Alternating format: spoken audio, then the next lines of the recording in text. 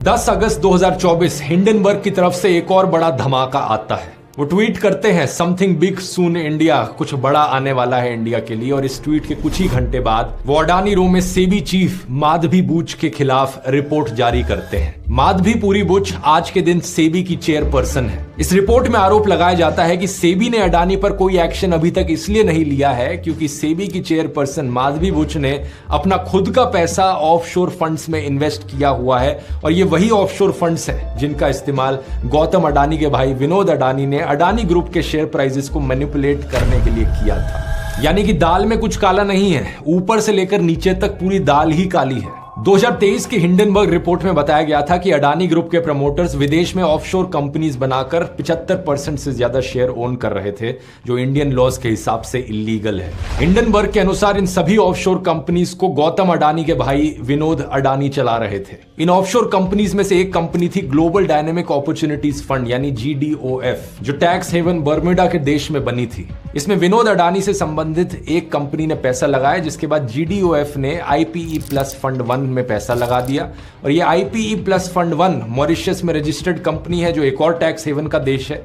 और ये वाला पैसा IPE प्लस फंड 1 का इंडिया के शेयर मार्केट में लगाया जाता है। IPE प्लस फंड के chief investment officer Anil Ahuja थे, जो 9 साल तक अडानी एंटरप्राइज के डायरेक्टर रहे थे और उससे पहले अडानी पावर में भी डायरेक्टर थे। यही IPE प्लस फंड वो कंपनी है जिसमें माधवी बुच और उनके हस्बैंड धावल बुच ने पैसा लगाया था। उन्होंने 5 जून 2015 को फंड के साथ अकाउंट खोला। इसके बाद जब अप्रैल 2017 में माधवी बुच को सेबी का फुल टाइम मेंबर बनाया गया, तो उससे मात्र 1.5 महीने पहले उनके पति ने इस फंड के एडमिनिस्टर को एक लेटर लिखा। इस चिट्ठी में उन्होंने लिखा था कि अब से वो अकेले ही इन अकाउंट्स को मैनेज करेंगे और उन्हें इसका ऑपरेटर माना जाए। GDOF की तरफ से माधवी बुच के ईमेल पर भेजा गया ये अकाउंट स्टेटमेंट जो आप स्क्रीन पर देख रहे हैं, ये भी हिंडनबर्ग ने शेयर किया था। इसमें 2018 में फंड में उनकी इन्वेस्टमेंट की टोटल वैल्यू करीबन थी $8,72,000।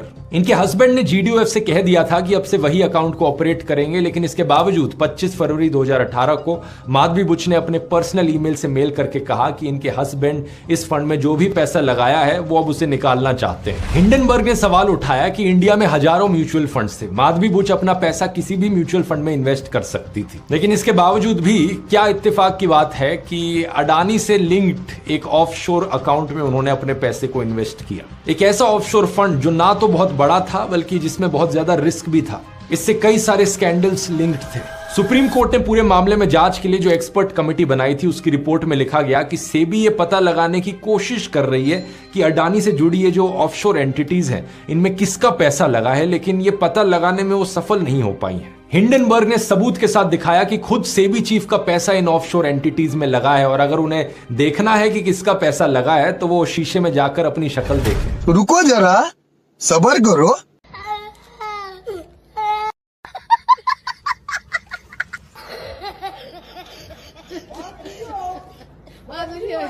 है